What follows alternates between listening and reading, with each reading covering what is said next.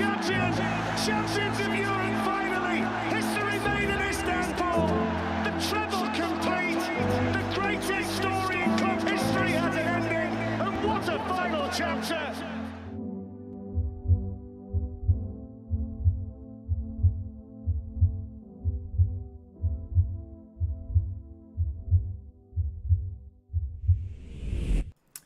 Hello everybody and welcome back to Typical City, fresh off the Red Star watch-along, which was fantastic. Thank you so much for joining me. If you did, come along for the next one. If you didn't, it was good. 3-1 City, but even the complacency that I think, understandable complacency going into that game, because on paper, we should be wiping the floor with Red Star. And statistically, we did. We did. On the pitch, it was a real one-sided affair, very much men against boys, attack versus defence, and City really should have had that game done and dusted by half-time. I don't want to blame Erling Haaland again for us in a predicament where we're having to turn around the game, because the chances that he had comparative to the West Ham game, which were clear-cut, open-net sitters, these weren't sitters. To be honest, they were chances. I was saying it in the watch-along. They were chances versus sitters. And West Ham was definitely a sitter, whereas today were chances. And I think he was just a bit unlucky, but he's getting in those positions.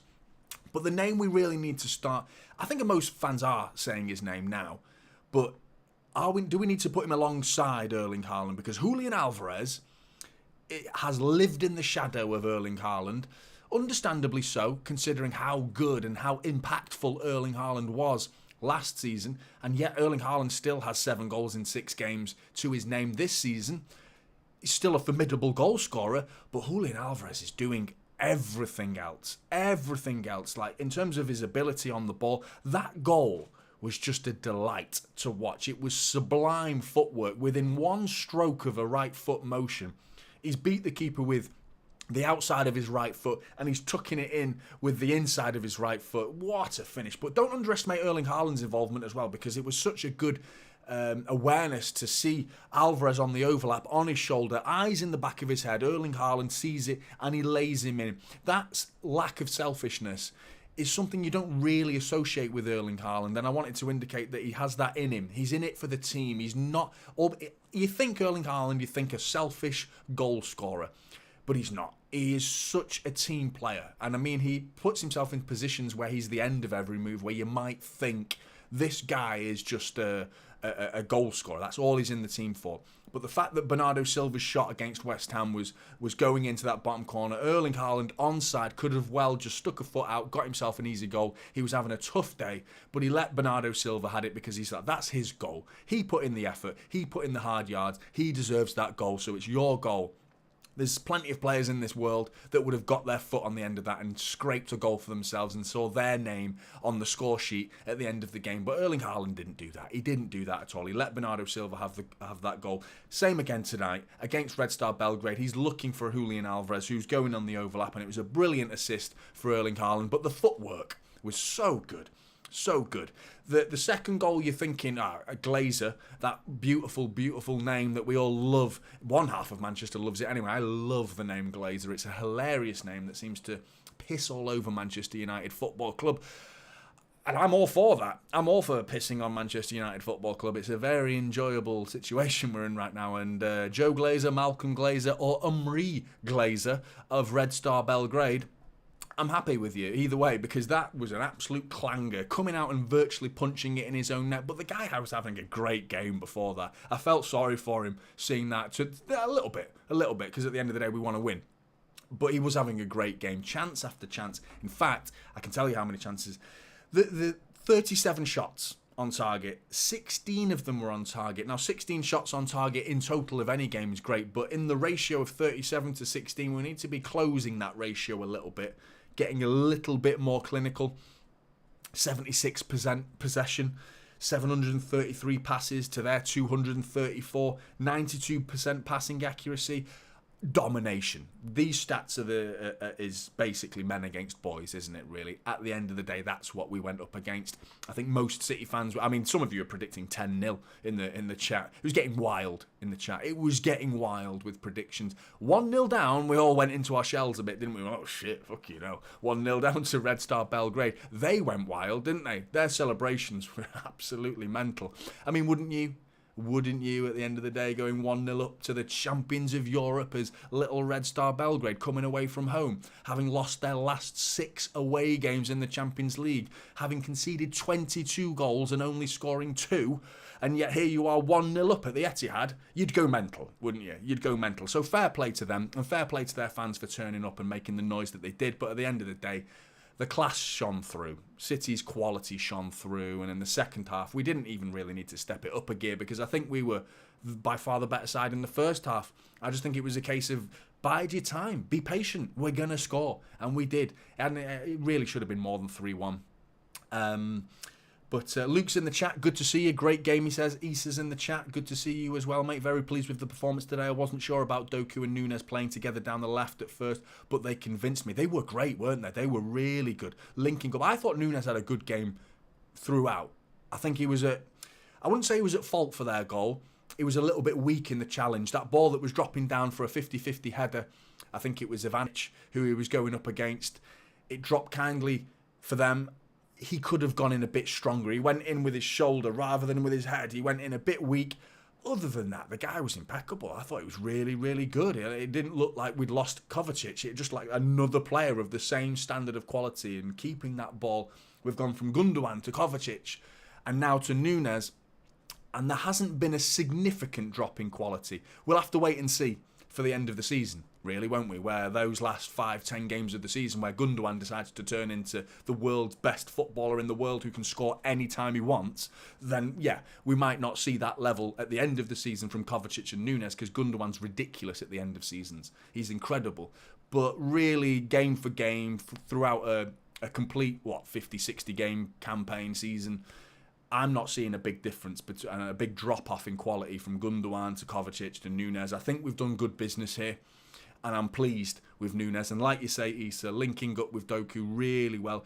I don't think Doku, there was moments of brilliance from him. Couple of stray passes, but I think his West Ham performance was much, much better. But he's coming on. He probably wasn't expecting to come on considering Bernardo Silva's injury, which you're hoping isn't as serious at all. You don't want it to be serious at all, considering we are struck with injuries right now. He walked off quite upright. You know, he's not being stretchered off. He was running about for the few minutes before the substitution happened, so you'd like to think he went off, sat down at the dugout. He didn't go down the tunnel, so you're hoping it's just a one game, maybe a week, hopefully no more than 2, where we don't have Bernardo Silva. But it begs the question for the future games, doesn't it? What are we going to play?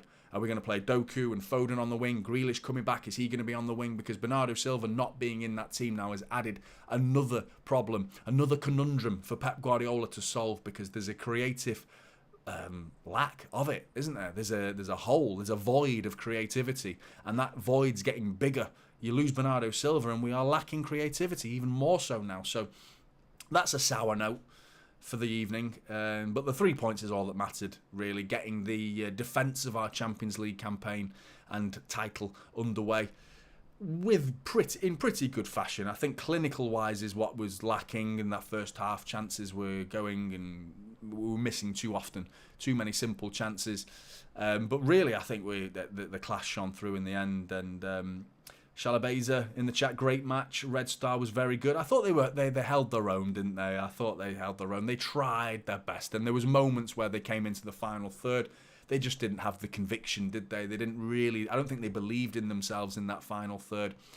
Bukari took his finish really well, really well. I'm screaming offside at that point. I think everyone in the ground's thinking, oh, clear as day, offside. He looked a mile off, but Ruben Diaz left his leg behind him. Diaz took a risk stepping forward like that. But it was, a great game from Diaz. I thought he was solid. Ake was brilliant as well. Thought he was fantastic. Rodri's goal as well. How many goals is this guy going to score this season? You know, guy's gone from defensive midfielder to box. He's now playing in a number 8 because we spend so much of the time in a game with the ball now. We need to almost remove the word defensive from his position. The word defensive midfielder, we need to get rid of the defensive part. He's just a midfielder now, isn't he? He's playing in a number 8. He's playing box to box. He's genuinely going from box to box. And he's got the energy to do it. He's got the prowess to do it. He's got the physicality to do it. And now he's got the creativity. We saw his little flick against West Ham to Haaland, where Haaland's bicycle kick, the side foot bicycle kick that Areola saved. Delightful little flick from Rodri. He intercepted the pass, that's the defensive side of the game, ran with it. There's the number 8 role, and then he's got the number 10 ability to creatively dink it to Erling Haaland. Today, he's whipping it into the far right-hand corner. And I say whipping it, he passed it. It was just cool as a cucumber, just like, there you go, pop that into the right-hand corner. Doku was in the way. Doku was like, oh, here comes our superstar goal scorer. I better get out of the way. And he gets out of the way, and Rodri whips it into that far corner. Delightful finish from Rodri. The guy, I don't think Rodri had his best game, but he certainly wasn't poor. I don't think he had his best game comparative to the rest of his Premier League season, but he was good, solid. And he puts a cherry on the cake by scoring a goal again. I mean, how many are we going to get from Rodri right now? It's getting scary what this guy's coming on. That Casemiro-Rodri debate, it's almost embarrassing now, isn't it? It's an embarrassing debate, really. It's like it's a no-brainer. It's black and white, night and day. But I did not like our performance. Also, how bad is Bernardo's injury? I thought we were all right, mate. I think the fact that it's Red Star, I think I had a couple of people come to me about the performance against West Ham saying we were poor. I do think we need to avoid acting spoilt, and we have to accept every game's not going to be 5-0. I know we're the champions of Europe. We win pretty much every game we walk into right now. We've won them all so far this season. It's fantastic being a City fan right now, but just bide your time and be patient with games like this in particular, where it doesn't always pan out as you expect it to. I expected a 4 or 5-0. I predicted 5-0. I saw plenty of ridiculous scoreline predictions, 10-0, 11-1, and like mental scorelines. But because we don't go and do it and we have to grind out, I say grind out, it was 3-1 in the end, but it wasn't the prettiest of performances. But they're not all going to be 5-0. We can't be spoiled in the sense of expecting every game to be as clear-cut domination, because statistically, chance-wise, possession-wise, passing-wise, we dominated that game. It was a good performance. The day I complain is the day we're not creating chances. That's when I'm worried. And albeit we beat Fulham 5-1, I said this in the watch-along, that was our worst performance of the season, and we won 5-1. You know, and we were clinical. Erling Haaland took all of his chances. He only had 4. He scored 3. Tonight, he had about 8. He had 9 against West Ham. That's an accurate figure I'm giving you. I'm not making that, pulling that out of my arse. That's a genuine figure. He had 9 on shots, 6 on target, and he scores 1 goal. Against Fulham, he has 4, scores a hat-trick. You know, so we need to be mindful of games play out. The narrative behind each story and each game, is going to play out differently. And against Fulham, that was a worrying performance. I thought we weren't creating that many chances, yet we're walking away with a 5-1 victory. Sheffield United, 30 shots on their goal. West Ham, 29 shots on their goal. Tonight, 37 shots.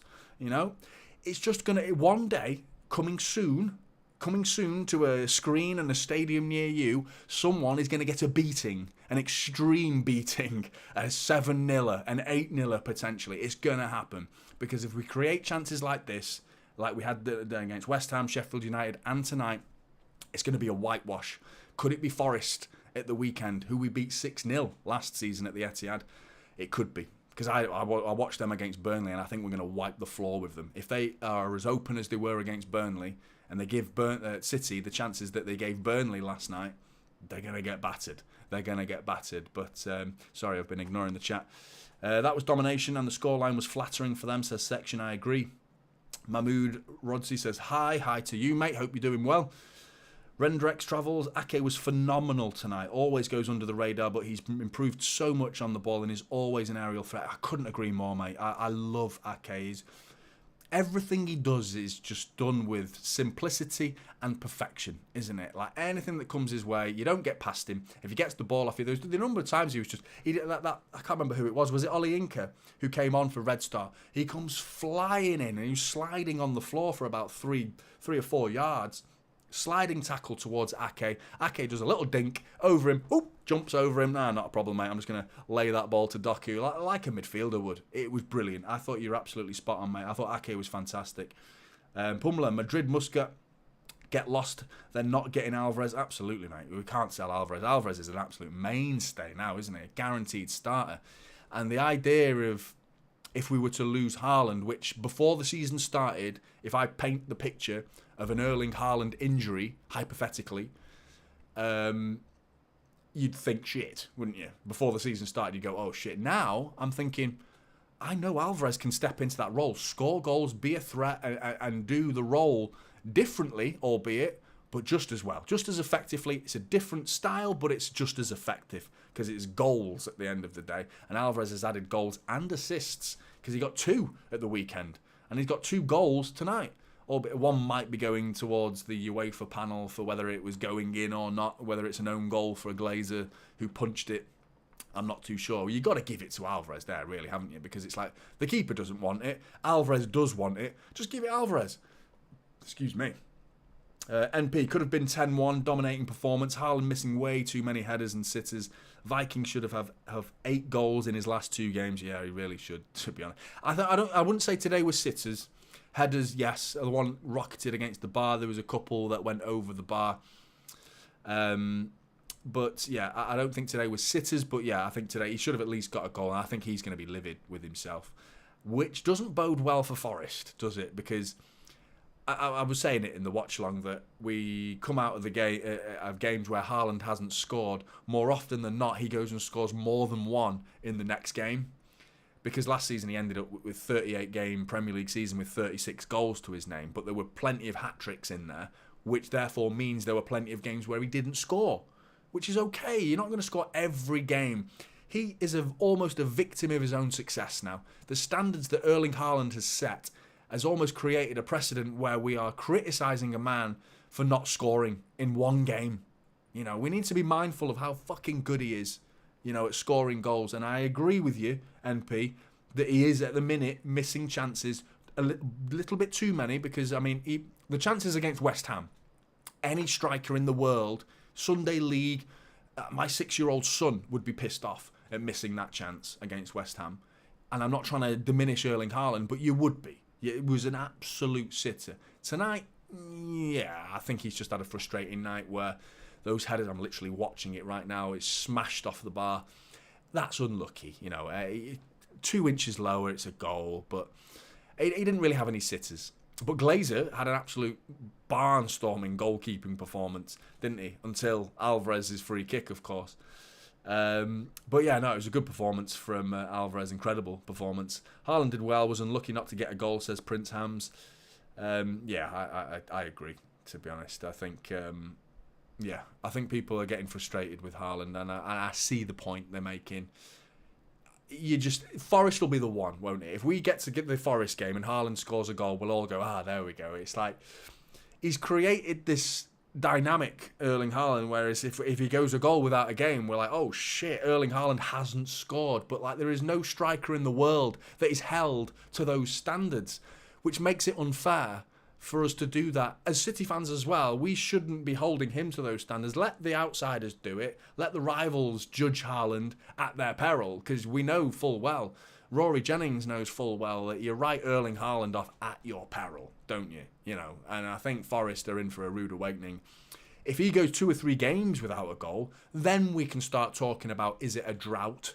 You know, is it a drought? But right now, he scored against West Ham. He got his goal at the end of the day. He got a hat-trick against Fulham. 7 goals in 6 games so far. You can't really argue. Rodri is that player you auto-select for the game, says Section 20. Absolutely. Couldn't agree more. He's the one player that's automatically picked. Guaranteed. Now, with Alvarez, you wouldn't even put Haaland in that discussion as being the definite starter, because Alvarez could play ahead of him on form. He could play ahead of him.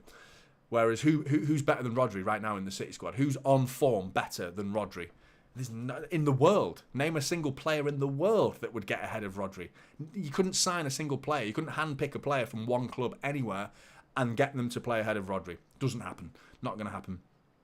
Just hope Bernardo doesn't have a serious injury, says Big M. Good to see you in the chat, mate. Yeah, me too, mate. That's the sour note for today, isn't it? The way he walked off, I think, should be okay. Hopefully it's 1 week, 2 weeks. But they're adding up, aren't they? It's getting frustrating. Jack Grealish, Kovacic, John Stones, Kevin De Bruyne.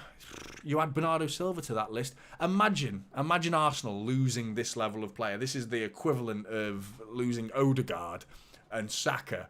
And I don't know, you could name them, couldn't you? You could go through a squad. Imagine the equivalent of another club losing these types of players that are as important and as valuable as they are to their squad, and still winning games like we are, undefeated, not undefeated, winning every game. You know, they wouldn't do that. They'd shit the bed, wouldn't they? They'd absolutely piss themselves, and they'd hit the panic button. Like, oh my God, and all the excuses would start flooding in, wouldn't they? We're not doing that. You don't hear excuses coming out of City fans or the club, like saying we're missing this player. We had 8 on the bench tonight. You know, they had 12. Red Star had 12 on the bench. We had 8. 2 of them were keepers.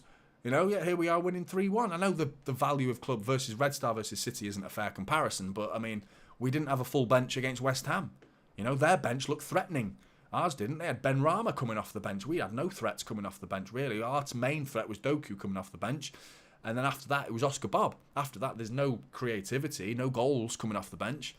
But it was good to see Rico coming on. Oscar Bob coming on. Calvin Phillips coming on. That was good to see. Looking good. Gomez was good tonight as well. I want to indicate that he looked solid. I don't think he had a glamorous performance, but he was effective. His ability, he was doing the Kyle Walker role, but mirrored on the left-hand side of the pitch this time, whereas Kyle Walker's been given licence all season to go forward. This time it was right. Kyle, you stay back. Diaz, stay back. Ake, stay back. Gomez, you get forward down that left-hand side, which previous games has been Kyle getting forward, and that suits Gomez. I think he needs to be forward. The further away from our goal he is, the happier I am, because I don't think Gomez can defend. I just don't feel comfortable with him defending at all. Tonight he was never going to be threatened. He was never going to be questioned for his defensive ability. You know, you go up against even RB Leipzig, they're going to pose a bigger threat going the other way against us. Top level teams, the top 6 in the Premier League and the knockout stages of the Champions League, if we had to play Gomez, there's no way I'd want to see him as a traditional left back, like playing defensively. That worries me. But going forward, Gomez is good. Technically, really good. Really good. I was pleased with it. Crossing was good. He was effective. Every team's playing City will have the mentality of playing a champion, and they'll love to give their all, says Prince Hams. Absolutely. Couldn't agree more. Yeah, it's the challenge that we're quite used to now, isn't it, really? It's not a case of, you know, that's not foreign to us. We're well aware of that. We go into the game as champions, don't we? Other teams might up their game knowing they're going up against City. But we don't lower our game because we're champions. We maintain our game because the man on my screen that you can't see right now is Pep Guardiola. That's why, because he doesn't allow it. He will never allow a drop. And if you do drop, he'll single you out and he'll pull you off the pitch. And the next player will come on, he'll have 110%. Because the best thing about signing Doku is Jack Grealish is threatened now. And that's not a case of, oh, Jack Grealish is shit and like I don't want to create a debate. Well, I do want to create a debate in the sense of who would play if Doku and Jack Grealish were both fit. You know, I guarantee that's going to split City fans. I guarantee. I'm on the Doku side because of form, the way he excites me, he brings something different. But I know full well there are going to be City fans that want Jack Grealish back straight in the starting 11. And I will hear their points and I can see what they're going to say. I know what they're going to say and I agree with it. He maintains the ball really well. He keeps that ball. He keeps the ball in the final third really well. He wins free kicks. He brings others into play really well. But he doesn't beat his man like Doku, you know. But having that threat is just good for the club. It's good for the team. Having Jack Grealish now worried and having to up his game because Doku's arrived and he's going to take your position, mate. He's going to take your position and you're going to find yourself as a £100 million player sat on the bench, which, you know, that's the nature of the game. And you've now got a player behind you scaring you into playing better, which can only benefit City at the end of the day. And that's good news. That's not bad news. That's good news. So Jack Grealish fans who are just purely fanboys of Jack Grealish, they might not like that. But in terms of the club and the team, then, yeah, I think this is good news for the team. And we've got options now, haven't we? You can bring on Grealish for a game that requires a cool head, keeping the ball, possession-based football. Jack Grealish. For a team that's going to have a low block, we're going to need to kick their door in. We don't need to pick the lock like Jack Grealish. We need to smash it in with a foot, barrage that door in, get it open. Doku. He's going to beat them in that 5-yard sprint of acceleration. We've got that now as well, which is incredibly exciting. We're all jealous for a reason, says Eric, who's an Arsenal fan, by the way. Yeah, mate. I mean, Arsenal have got a threat, but I don't blame you for being jealous. And I mean, City fans need to enjoy this right now because it won't last forever. Touch wood, it lasts for another decade or two, but it won't last forever. But this is an incredible time to be a City fan, looking at all the things we're doing on and off the pitch as well. It's fantastic. Hot Hits is worried by Erling. I'll address that after Forest. If he hasn't scored against Forest, then it's worth a chat. Because I think not scoring in a game doesn't mean we need to... The fact that he scored against West Ham, albeit was in the last few minutes of the game, I don't think we need to worry yet. He's just not scored today. If he's not getting chances, that's when I worry. Because we saw the highlights and the conversation topics of last season was Erling Haaland's only touched the ball 16 times, but he's scored 2, or he's scored 3, or he's scored 1. Who cares how many times he's touching the ball? If he's scoring goals, who cares? When he's not scoring goals and not getting chances to score goals, that was happening last season in the odd game. It was questioning whether City can play with Erling Haaland or Erling Haaland, Jamie Carragher. Erling Haaland, has he joined the wrong club? What a load of nonsense that was. Turned out to be utter bollocks that came out of Jamie Carragher's mouth. But at the end of the day, he's getting chances, so I'm okay with him getting chances. If he's not getting chances, that's a worrying sign. But the fact that he's getting in the right positions, he's getting chances, he's like Ederson in that sense of that the head game. When I say he's like Ederson will beat a player, or he'll try an audacious pass, Ederson, and it'll go out for a throw-in. But he won't shrink, he won't hide, he'll try it again and again and again. He'll keep trying it. You saw him do a fucking Cruyff turn today, which was lucky he got away with that because Ndé nearly intercepted it. But that's Ederson. He will keep going because he's so mentally headstrong that he'll keep going and keep doing the right thing, trying the right thing because his confidence is so strong.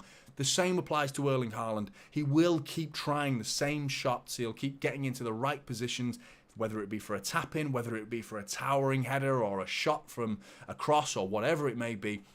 He won't give up the mentality that he's got, So I still have faith.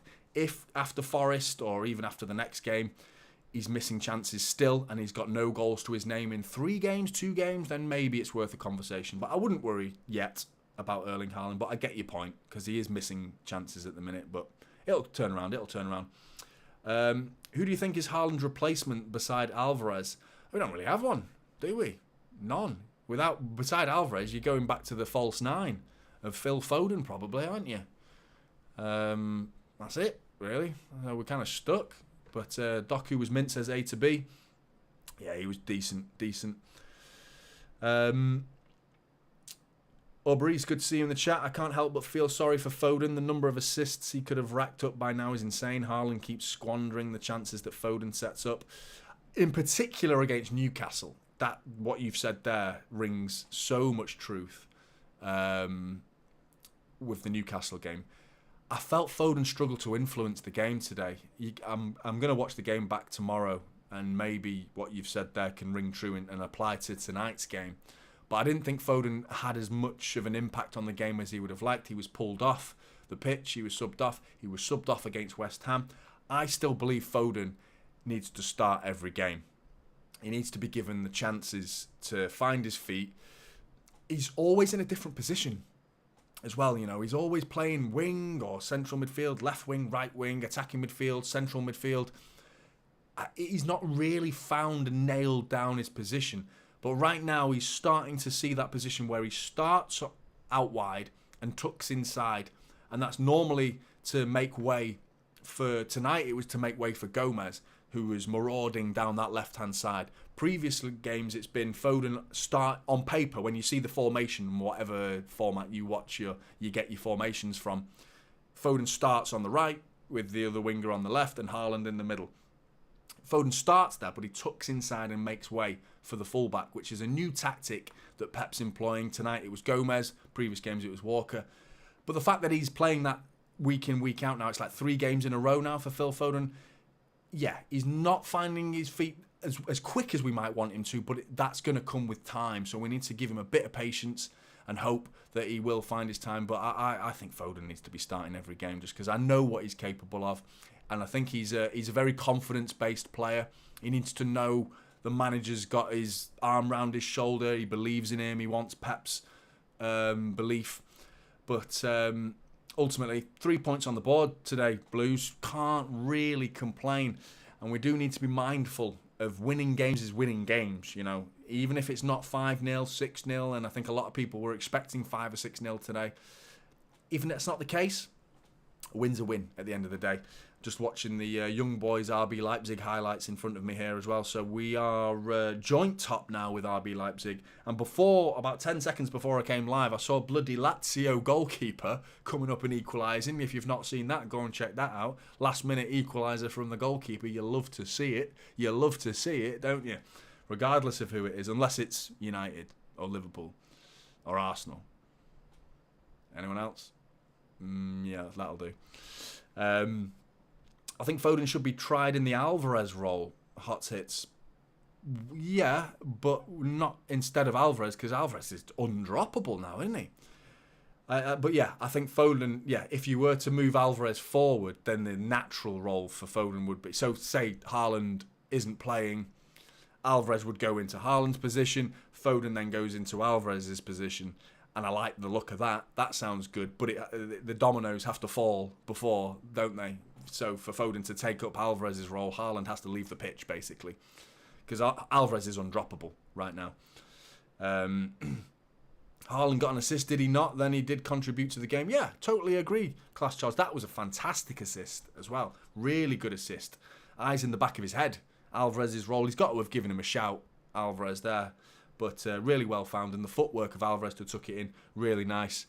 But Blues, thank you so much for joining me in the match reaction, and those of you that joined me in the watch long. I've seen a lot of familiar names. A lot of you were here that were in the watch long as well, which I really appreciate. Thank you so much for following the channel.